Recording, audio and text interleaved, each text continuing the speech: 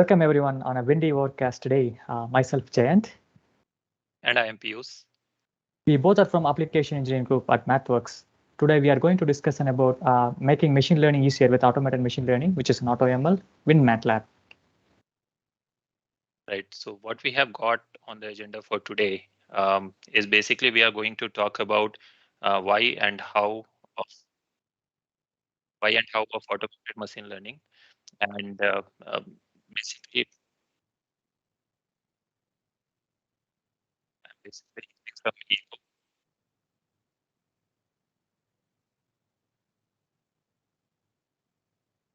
So actually, right. So we are going to. let's start back again.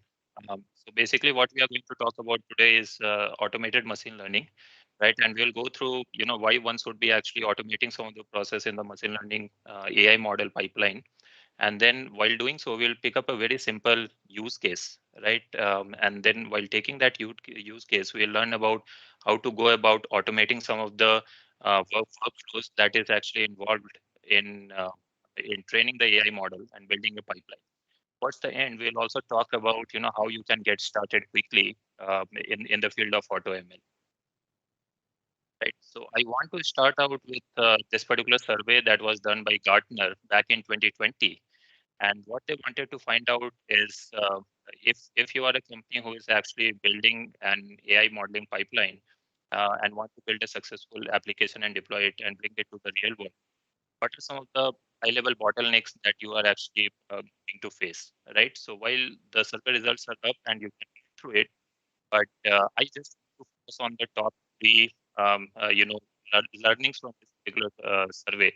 So the first thing is, how do you integrate your existing technology with the infrastructure that you have, right? So that is the biggest hurdle. And then when you are dealing with data, right, and building a successful industry-grade application, you are often challenged with the complexity that is there in the data. And the quality of the data could be really bad. You could be dealing with messy data. You have a lot of things in the data that you want. And oftentimes doing that requires to have data science skills. While in order to build a successful machine learning algorithm, you need to have some domain expertise or the subject matter expertise as well. So more often than not, companies do have domain experts, but they do not have data scientists who can handle the data, manage the data, or it is the vice versa, right? So that is where in this particular session, after picking up a use case, we will look into how we can automate some of these steps, and right. So what we'll do is pick up a very simple use case around something related to a smartphone. In this world, everyone is actually having a smartphone, and these smartphones are actually integrated with some sensors, and these sensors are very simple, like accelerometer and gyroscopes is something that we have. So let's say that you have some data that is being recorded by some application in the smartphone, and it is being relayed to you, right? So Jayant, I want to find out from you that can be built, learning application using data that is and can be built something like a human activity detection. Definitely, Piyush. That is a very interesting problem to solve, and many of them will have a similar workflow in at their end or at their perusal to have they have a data, but they want to start something with help of like machine learning to get started there or accomplish their task. So coming back to your example, as you mentioned, everyone has a smartphone and they want to use their gyroscope information or accelerometer information just to create some kind of a project which may be related to their workflow as well. In this case, like as we discussed, like it's kind of a human activity detection kind of things. So for example, you collect the data and you know a specific task to be there in the data. So the machine learning or any kind of AI-based technique will help you to formulate the relationship between your input data, which is coming from the sensors, to your output action items.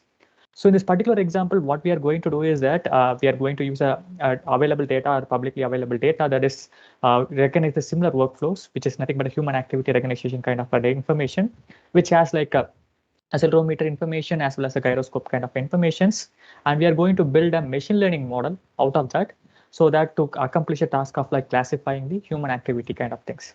But before getting into the details of the application, just quickly covering about the machine learning workflows. Typically it starts with accessing of the data. In this case, in this particular example, we are going to use the available data that is stored in offline, And once we have the data in place, then we'll get into a bucket of like pre-processing, where we venture into like data cleaning, labeling in some cases of targeted task, or like data reduction if you have large volume of sensitive informations or featured informations.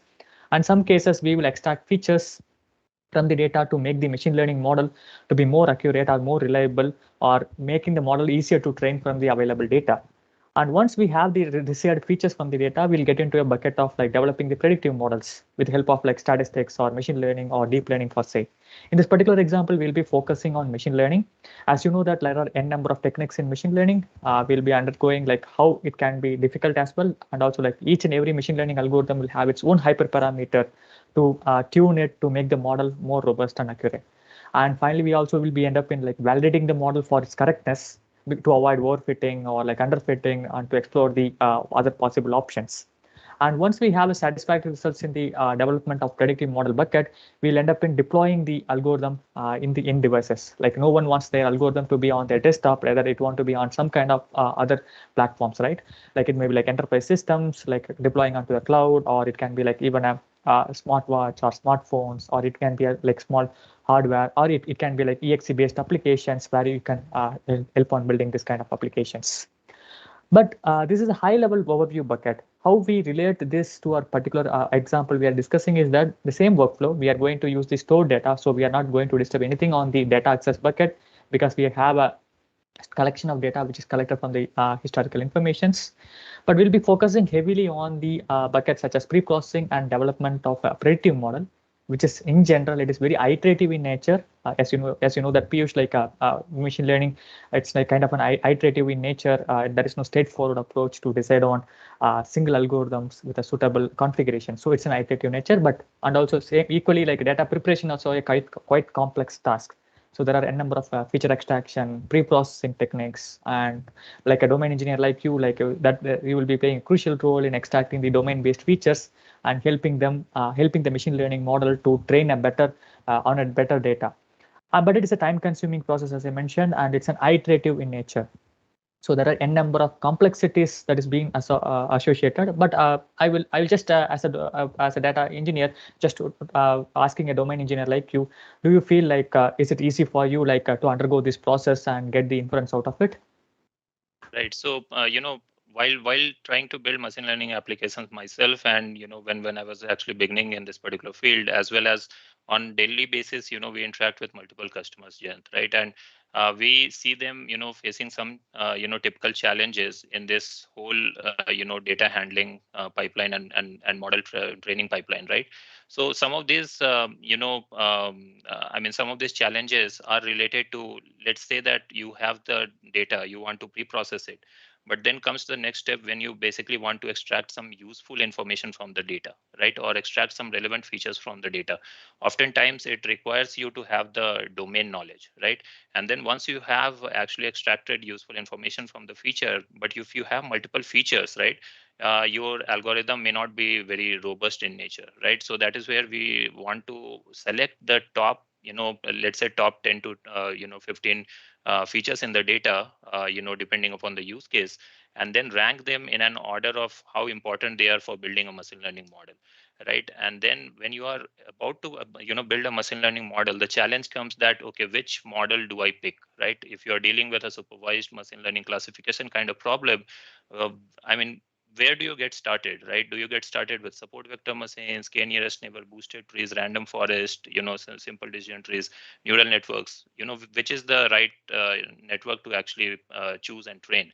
And since you also mentioned that this is an iterative process of actually pre-processing the data, extracting features, and then model training, tuning the hyperparameters in order to boost up your accuracy on an unseen data is something which comes out as a challenge. And once you have actually built a successful machine learning model with whose accuracy you are actually happy with, how do you take it for production? So these are some of the high level challenges, Jayan, that we see every day customers face.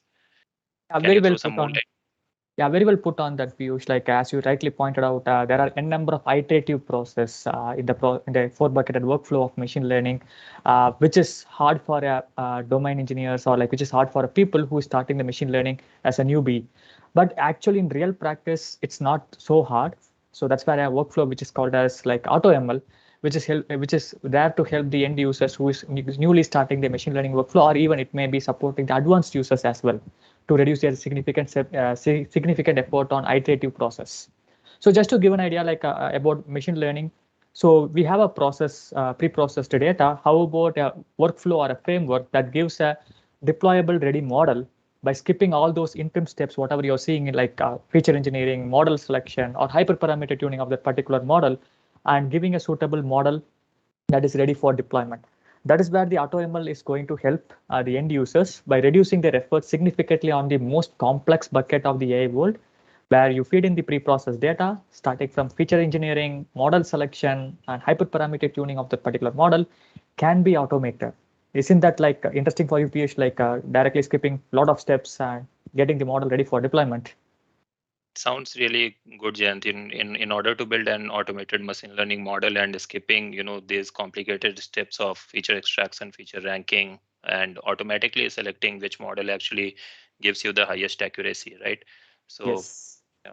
So that is very interesting to know. Like in MathWorks, how we are supporting this workflow is that we have n number of toolboxes supporting a domain-specific applications, and we are stitching together the suitable workflows to make the workflow more seamless and more elegant as possible as available. So just to give an idea, when it comes to the signal-based data, like time series kind of information you're accessing from the sensors or collected data, especially when the use case which we discussed, it's nothing but a gyroscope information which we are collecting from a smartphone. It's again a time series data. So if you have those kind of signals, then you can able to attach the wavelet scattering mechanism, which is a very interesting workflow, especially in the signal processing domain, where you can able to use that workflow with a minimalistic effort to extract the features. And not alone that, once you extract the wavelet features or wavelet scattering based features, we have a workflow and statistical thing by which you can able to rank the features so that you can able to minimize the redundant features and you can able to select the features which is suitable for your model development. And once that is done, we'll get into a workflow where you can where the workflow automatically select the suitable model or a suitable architecture in machine learning, and also like fine tune the hyperparameters or configurations of that machine learning models, and it'll give you a final results with a minimal error in case of like if you're forecasting, or like a maximum classification accuracy in place of classification, which is suitable for you to readily take it and deploy it to the end systems. It can be like any system such as like a desktop based or exe based workflows or cloud based workflow or even the embedded system kind of a workflows. How this is made possible, as I mentioned, we are integrating with multiple toolboxes or domain specific toolboxes and stitching together and making a framework for you. You may be thinking whether I want to code multiple lines to accomplish this task.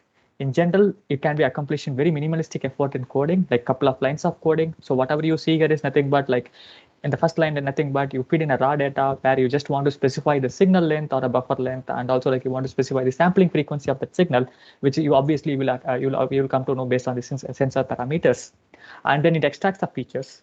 And the step two like is nothing but we have a number of features that is extracted from the wavelet scattering, and you are able to rank the features so that you're confident enough you are not overkilling the machine learning process by feeding the irrelevant features. So you'll rank the features which is relevant for your workflow. And finally, a single command, which is nothing but fitc auto. In this, why this is fitc auto is like here we are targeting on the classification task. So that's where we are using a classification construct of AutoML, which is nothing but fitc auto. We also have an equivalent construct for regression task, which is nothing but fit auto. So just feed the data and specify the construct like fitc auto.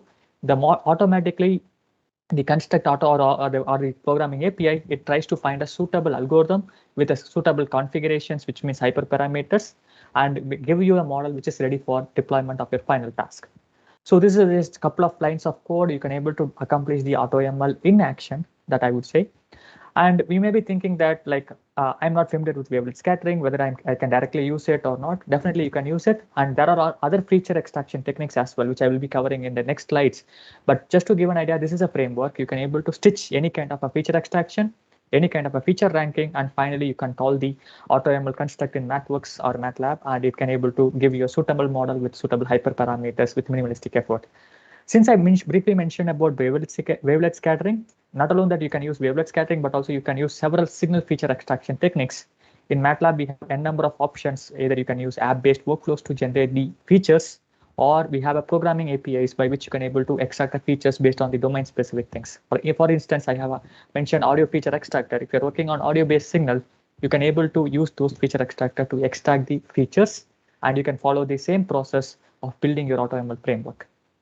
And there are a number of other features. For example, if you're working on vibration kind of information or rotary machinery informations and those kind of things, or even any kind of a time series data, again, we have an app-based workflow which is called as diagnostic feature designer app, which designs the features for you and ranks the features for you, and you can able to get the features for your AutoML workflows.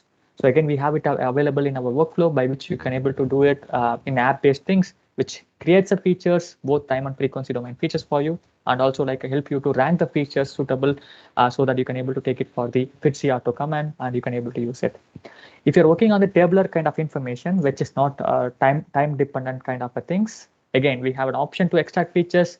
So based on the task you have, whether you have a classification task or whether you have a regression task, you can able to use any of this command mentioned over here, like a Gen C features or Gen R features, and you can able to extract the features and you can able to stitch them together with the fitc or fit auto command accordingly, and you can able to train the AutoML. And finally, this is the AutoML kind of a workflow you can able to see over here. The command or construct or the programming API, it's searching for a number of techniques that is mentioned over here, along with the hyperparameter tuning, so that you don't want to worry about it.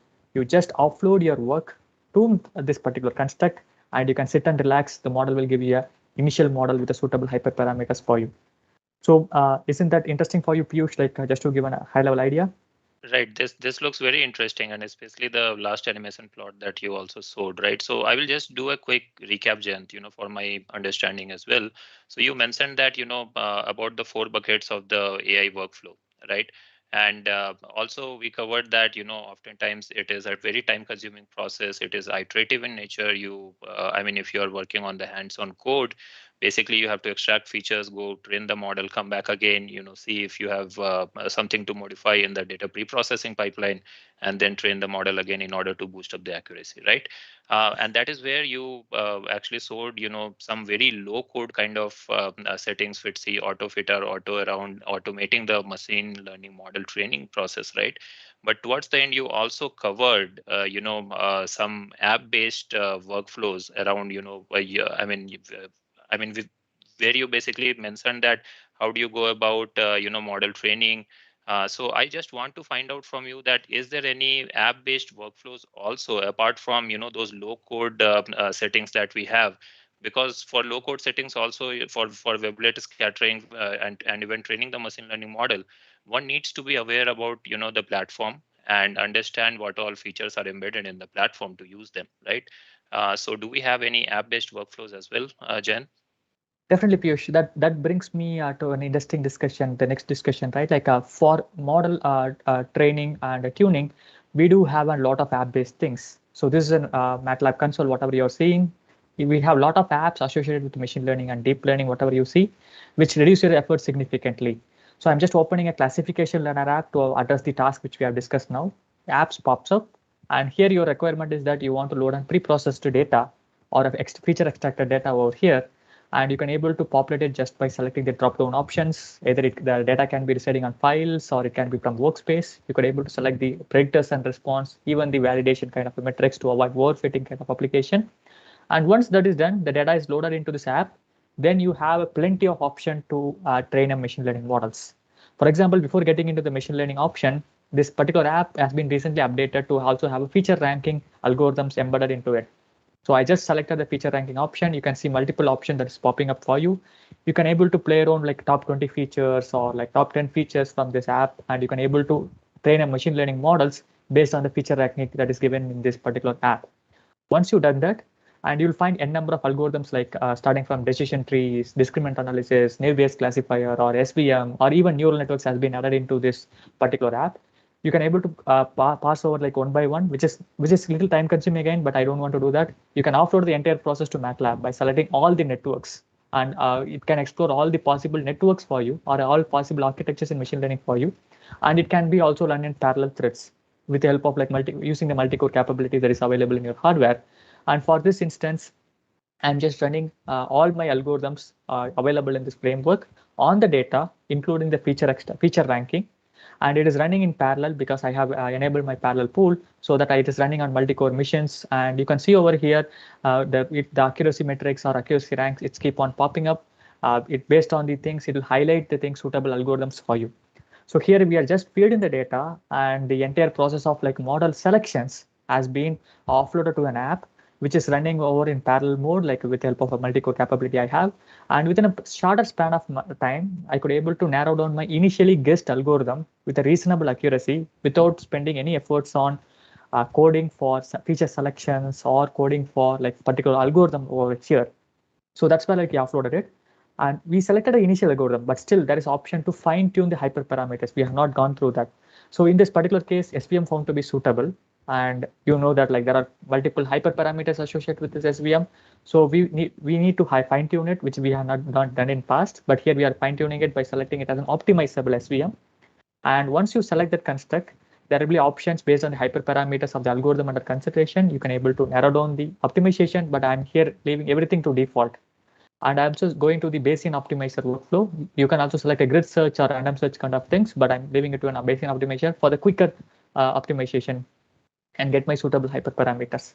You can also go for a misclassification kind of a cast configurations, but I'm leaving everything to default and I'm just hitting run.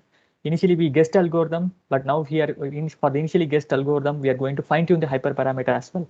So both model selections, feature selections, and also like hyperparameter tuning, I'm doing in the app. I'm not going to any code workflows. It's completely like offloaded to the app-based workflows.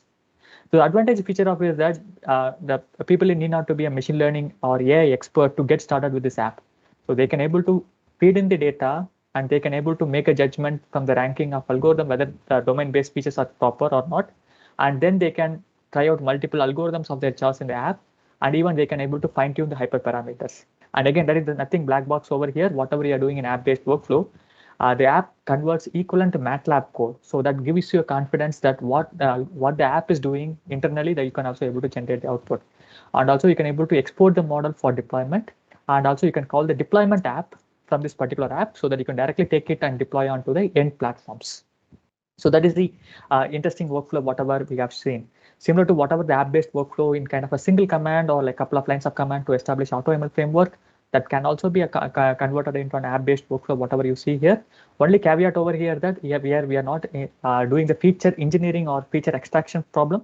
Directly, we are using the pre-processed data or feature extracted problem, and then we are model or algorithm selections, hyperparameter tuning, and all the way to getting the model for deployment. We are using this app-based workflow with very minimalistic effort. Just to recall what we have seen, we have loaded the data, then we have selected all algorithms, and initially guessed algorithm is selected. Then finally, like we selected algorithm for optimizing the hyperparameters, which does the optimization workflows, and we can able to export the model for deployment. If you are not satisfied with the initially guessed algorithm, you can go back, change the feature selection criteria, or change the algorithms of different choice, and then you can able to reiterate or you can able to select the model for deployment. So that's in a quick while, like it reduces your efforts without any programming also. So zero programming, we could be able to get into this workflow. So that's where like a Matlab as a workflow, like either you can able to use no code, low code kind of a workflow for AutoML or machine learning kind of a task. But here there is one thing that you should keep in mind. For feature selection, we have just shown a couple of techniques to select the features, but there are a number of techniques that is available in our MathWorks documentation, also based on the different types of data you have, based on the different tasks you have. You can make a judgment which algorithm that suits for your particular need, and you can able to use that particular algorithm to extract the features or select the features, I would say, and then follow the rest of the process, whatever we have shown now. And very quickly, like about the additional resources, Piyush, how you feel like before getting into the additional resources? Just we have covered a complete end-to-end workflow. How you feel now? Yeah, it looks really interesting, Jayant. Being a domain expert, right? You covered a varied set of topics over here, right? And you also got into some overview of using something like a diagnostic feature designer app in order to extract the relevant information. I mean, if you are having a time series data, you can also look into extracting time domain features, frequency domain features. Then you went about explaining the feature ranking process, right? Both the ways using very low code option, and then I mean, showing the same using the app based workflow, and then also the model training using an app based workflow was really good because there it was also training the models in parallel and automatically picking which model is actually performing the best. So for someone really starting out on this AutoML journey, right, or even simple machine learning model training, model building kind of journey, I think it was a very good overview of how you can automate a lot of this stuff and save a lot of development time, right? Definitely, Piyush, that's right. And just for the audience who are joined today, like we are having multiple documentation to support this workflow. Whatever you see here is nothing but like we have a dedicated AutoML with Matlab. We'll be sharing that in chat, and also like we have an AutoML discovery page where you can decide on how you can start your journey with AutoML kind of a workflow. If you're newbie or if even an expert engineer who on the data science, how to get started with. And whatever we shown today, like kind of a human activity classification example, it is also available in part of AutoML blog post from Mathworks site, which we'll be also sharing parallelly in our chat in a quick while. Apart from that, like we have multiple technical support and advanced customer support. If you want to get in touch with us, please feel to reach out to us. And also like we have a consulting team. If you're focusing on service-based requirement at your end, we have a dedicated consulting services wing, which they will ramp up your team as well as they will work on your time critical projects to get the minimalistic effort from your side and also ramp up your team. Similarly, we have an online training and offline training, which if you're interested, feel free to reach out to us. And Piyush, you want to introduce about our flagship event, MATLAB Expo? Right. So MATLAB Expo is one of the biggest annual events that we do at MathWorks. I mean, in this particular event, which is going to be hosted on May 17th and 18th, we are going to invite a lot of industries, speakers who have worked on real world, problems, not just, related to the AI field, but with respect to the different, technological trends that you see around yourself these days. So also there is a specific track, in this MATLAB Expo around the same topic that we covered today on AutoML. So if you want to learn more and see this, really working on a real use case, I would encourage you to go and register yourself for the event, not just for the AI-based track. If you are working in any of the technological areas, you can register yourself at matlabexpo.com/online. The link to this particular registration page will also be shared in the chat window. Yep. So we'll also be having a quick Q&A. We'll be monitoring the chat and we'll discuss the Q&A thing to just answer a few of the questions at your end.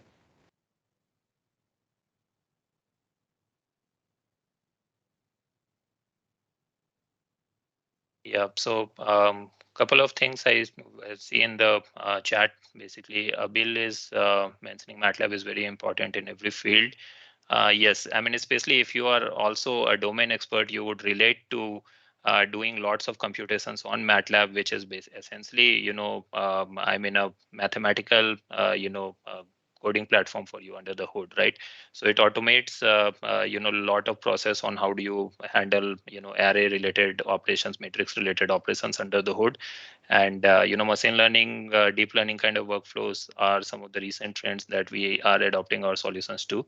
So good to know, Adil, that you feel the same way. Um, Shreyas is actually asking which algorithm is best for predictive maintenance. Okay, so I happen to work with a lot of customers in the area of predictive maintenance. So I will mention you that it really depends on what kind of applications you are actually building in the field of predictive maintenance, right? So it could, I mean, these applications could span around anomaly detection algorithms, which are very simple. So in those techniques, we use one class kind of model one class as VM isolation forest, and then autoencoders could be your go-to algorithms. If you are looking to build something advanced like fault classification algorithms, that very well resonates with what Jayan demonstrated today. Using classification learner app, you can train your algorithms to detect the different types of faults. Then the most advanced topic, that the industry is trying to actually cater their solutions to is called remaining useful life estimation. And for that, MATLAB has three families of models, similarity based model, survival model, and the degradation family of models. So depending upon, what kind of data you have, you can pick and choose, one of these family of models to go about it. Yeah, so just a quick overview, but you can find more in our documentation section. Just, search, MATLAB predictive maintenance. It will take you through our documentation, as well as you can go through some relevant examples also with MATLAB script also covered in there. Thanks, Piyush. And also, I see an interesting question. Also, like, is this flow is applicable for multidimensional data? Precisely, yes. Like, whatever we have shown is a three-dimensional data XYZ parameters from accelerometer information, and you can able to use it for trying out the multidimensional kind of workflows. So, like there is there is a question like, can we combine Python codes in Automl with Matlab? We believe in interoperability, and we have interoperability with Python. For example, like let us assume that you want to have some portion of like data access from Python using Python, and you want to bring the data using that access and inside Matlab. We have also examples, or we also even have a YouTube session talking about like Python to access the or scrap the data from websites, which can be used inside like our machine learning or AI kind of a workflow, which you can able to interoperate. That is definitely doable. And one more advantage of having this kind of workflow is that once you finally complete a model development in this workflow, you can able to even use our deployment tools, and you generate a Python shared library, and you can able to push back to a Python framework if you have a larger Python framework. Or if you want to take it directly and deploy onto the cloud, definitely that is also possible. And you can able to use that, and you can able to get things done. And definitely we believe in interoperability, and we also have MATLAB plus Python, a lot of videos in YouTube channel, our YouTube channel itself. We recommend you to go through that, and that will be really helpful for you. And that's an interesting question, like can we use AutoML for research? Definitely, why not? It's an interesting problem statement with the research kind of a workflow. Definitely you can use it, and you can able to get started in kind of workflows. Yeah, Peter is asking, would the video be available after the live session? Yes, I think, after the live session ends, it will be posted as it is on our YouTube page.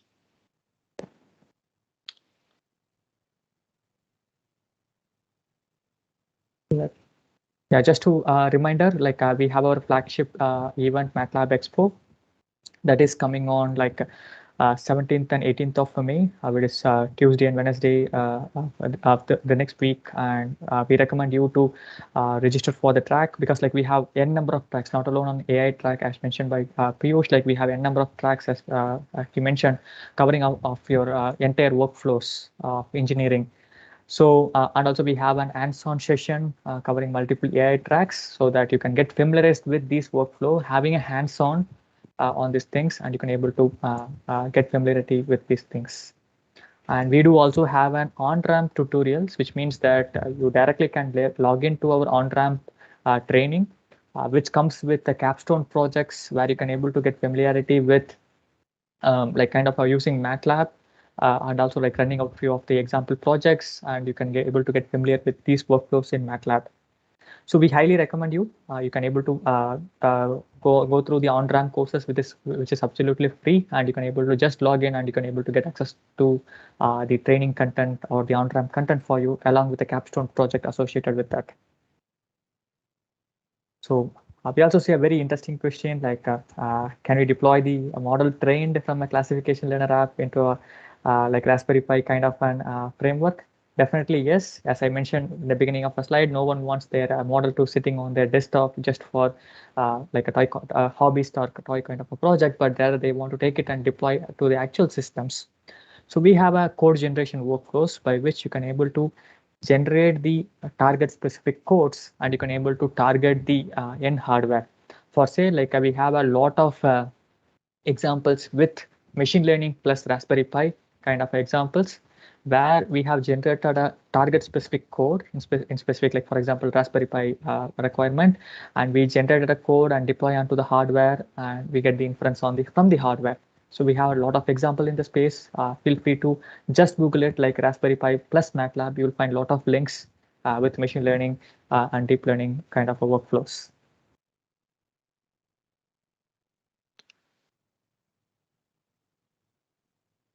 Interesting question from Ramchandra Reddy also that so once done, these results are comparable with a standard framework output. Yes, indeed, Ramchandra.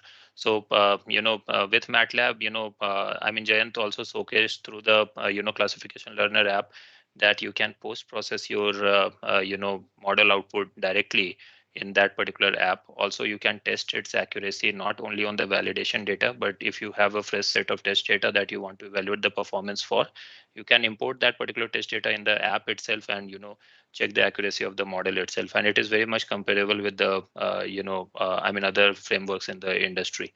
And like Jayant mentioned earlier, our thing is that we want to support interoperability with Python and other open source platforms.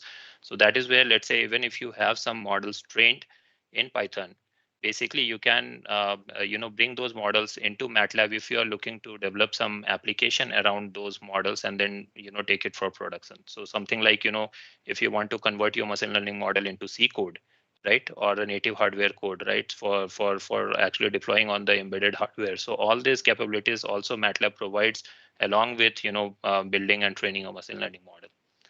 Yeah, so nice question.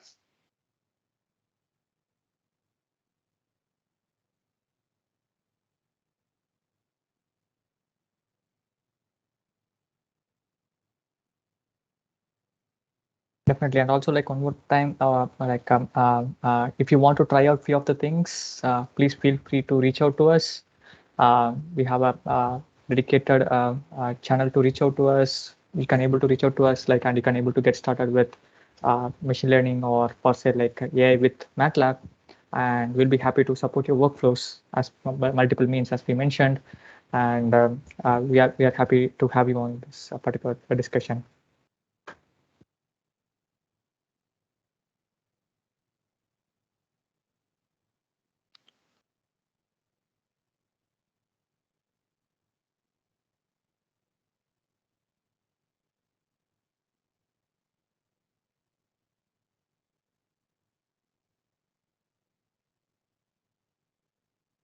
So we also have a poll right now in the chat section. We covered the different technological topics that are actually going to be played in the Matlab Expo session. It is the biggest flagship event that we have, and it will give you a really very good knowledge about the technological trends and what is the state of the art in each of these technology areas that the different industry leaders are actually perceiving towards, right?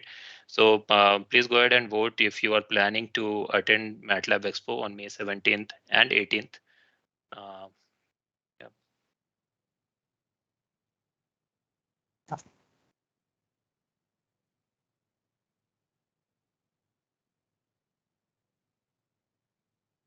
Right. So we don't see any more questions actually coming in the chat. So thank you very much for attending the session today. It was great interacting with you. Lot of good questions towards the end in the chat as well.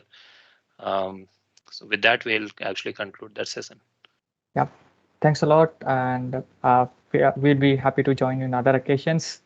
Hopefully, like we'll meet you in the MATLAB Expo. Thank you. Have a great day. Thank you very much. Have a great day.